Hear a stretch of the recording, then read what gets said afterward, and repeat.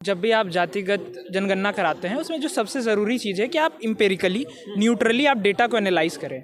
अब रही आप बेरोजगारी पर बात करिए, आप महंगाई पर बात करिए, ठीक है, रोजगारी, बेरोजगारी, नौकरी, तीन चीज़ पर बात करिए आप। ठीक है, आप जात गणना करा रहे हैं, हम उसके पक्ष में हैं, हम उसका विरोध नहीं कर रहे हैं। बल्कि सवाल है कि सरकार को इस चीज़ को सोचना चाहिए कि जब केंद्र सरकार से मान लीजिए हम 2 लाख रुपए हम दे रहे हैं यूपी स्टेट को, पुरुष और एक महिला दोनों गरीब हैं, क्या दोनों बराबर हैं?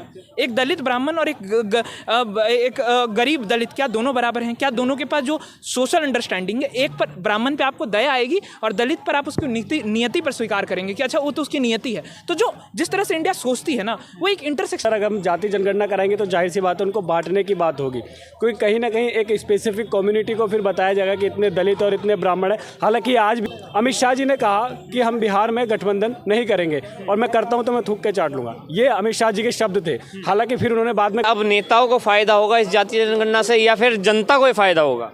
पहले तो जब भी आप जातिगत जनगणना कराते हैं उसमें जो सबसे ज़रूरी चीज़ है कि आप एम्पेरिकली न्यूट्रली आप डेटा को एनालाइज करें। अब रही बात कि किसका फ़ायदा होगा, आइडियली अगर आप किसी भी जनगणना या स्टैटिक्स का यूज़ करते हैं तो आइडियली आपको जनता को ही फ़ायदा पहुंचाना चाहिए, मगर everything has a political colour. यही स्थिति भारत में उस जनगणना के साथ भी होगी। उसका राजनीतिकरण करा जाएगा, उसमें राजनीतिक दल अपने लाभ उठाएंगे, मगर अंतोगत्वा अगर आप उसमें सब कैटेगराइजेशन, जैसा हमारे सर पहले बोल के गए कि आपको जब तक आप आइडेंटिफिकेशन नहीं कीजिएगा किस तक क्या पहुंचा, किस तक क्या नहीं पहुंचा, तब तक जनगणना केवल राजनीतिक परिपक्ष में ही यूज़ होगा। मगर उसका एंड गोल ये होना चाहिए कि हम जनता के अंदर चीज़ों को बेहतर तरीके से रीडिस्ट्रीब्यूट कर सकें। अंतोगत्वा गोल उसका केवल और केवल ये होना चाहिए। बाकी राजनीतिकरण हर चीज़ की होती है, कमीज़ की भी राजनीतिकरण है। इसका ये मतलब नहीं है कि लोग कमीज़ बाजार से खरीदना बनते हैं। जो भाजपा कहती है बटोगे तो कटोगे, एक रहोगे सेफ रहोगे, अब जातीय जनगणना से क्या फूट नहीं पड़ेगी समाज के अंदर?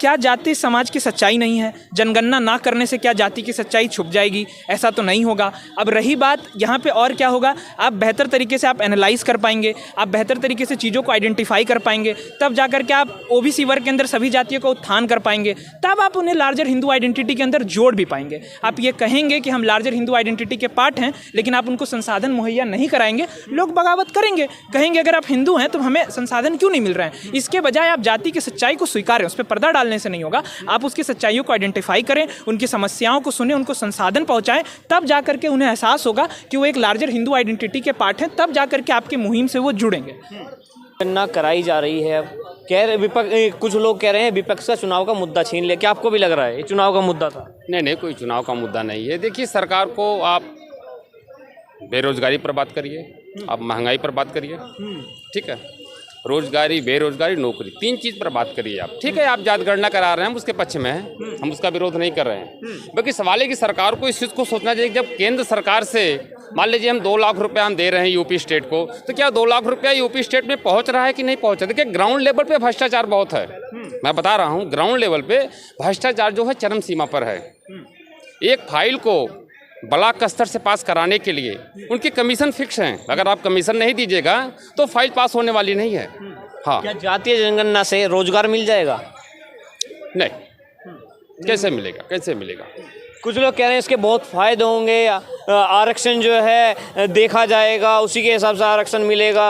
देखिए, आरक्षण आप दीजिए, हम आरक्षण का विरोध नहीं कर रहे हैं, बल्कि आरक्षण जो है आर्थिक स्थिति के आधार पर होना चाहिए। पहले आप सर्वे करो, आरक्षण किसको मिलना चाहिए? गरीब आदमी को मिलना चाहिए। हाँ, एक आदमी स्कॉर्पियो से भी चल रहा है, वो फॉर्च्यूनर से चल रहा है, उसे आरक्षण की क्या जरूरत है? जातीय जनगणना ना होके आर्थिक जनगणना होनी चाहिए, ठीक नहीं था? होनी चाहिए, तभी तो गरीब आदमी को भरने का मौका मिलेगा। आर्थिक जनगणना के साथ 2-3 दिक्कतें हैं। जब हम आर्थिक बात करते हैं तो हम मानते हैं कि एक क्लास है। क्लास की जो पूरी परिभाषा है तब सहमत होती है जब आपकी सोसाइटी इक्वल हो। अर्थात आप यूनाइटेड किंगडम में आप ये कहें कि क्लासिज्म एग्जिस्ट करता है, लॉजिकल बात है। लेकिन इंडिया में क्या क्लासिज्म ही केवल एग्जिस्ट करता है? इंडियन सोसाइटी एक इंटरसेक्शनैलिटी में काम करती है। यहाँ पे सबसे पहले जेंडर का रोल, आप जब जन्म लेते हैं आपके एक लिंग होता है, लिंग आपको एक जेंडर रोल्स देता है। उसके बाद फिर आप कास्ट के आइडेंटिफिकेशन पर आते हैं, फिर कहीं ना कहीं इकोनॉमिक्स आती है। बेसिक एग्जांपल मैं आपको इसका देता हूँ। एक पुरुष और एक महिला दोनों गरीब हैं, क्या दोनों बराबर हैं? एक दलित ब्राह्मण और एक गरीब दलित, क्या दोनों बराबर हैं? क्या दोनों के पास जो सोशल अंडरस्टैंडिंग है, एक पर ब्राह्मण पे आपको दया आएगी और दलित पर आप उसकी नियति पर स्वीकार करेंगे कि अच्छा वो तो उसकी नियति है। तो जो जिस जिस तरह से इंडिया सोचती है ना, वो एक इंटरसेक्शनैलिटी का पूरा पैराडाइम है। तो कहीं ना कहीं हमें चीज़ों को इंटरसेक्शनैलिटी में देखना होगा। इसके इतर भी हमें अर्बन और रूरल गैप्स को भी एनालाइज करना होगा। अगर आप अर्बन पैराडाइम में आप 10 लाख रुपए कमाते हैं तो रिलेटिवली कम है। अगर आप यही रूरल पैराडाइम 10 लाख रुपए अधिक होते हैं, लेकिन दिल्ली में 10 लाख रुपए बहुत ज़्यादा नहीं है, लेकिन गाँव में ये अत्यधिक है। ऐसे में आपको अगर आपको रीस्ट्रक्चर करना है चीज़, आपको सभी चीज़ को एनालाइज करना होगा। केवल आर्थिक उसका बेस नहीं हो सकता, क्योंकि इंडियन सोसाइटी इंटरसेक्शनैलिटी और डिविजन्स में एग्जिस्ट करती है। यूरोप में ये अच्छा एजेंडा है, मार्क्सवादी क्रांति के लिए बहुत अच्छा है, एक बुर्जुआ एक प्रोलेटारियत है। मगर भारत जैसे सेगमेंट में जहाँ पर अलग अलग पैराडाइम्स एग्जिस्ट करते हैं, जहाँ पर इंटरसेक्शनैलिटीज एग्जिस्ट करती हैं, वहाँ पे बहुत फ्लॉड आर्गुमेंट है। क्या नाम होगा सर? शिवांशु। जातीय जनगणना ठीक है क्या?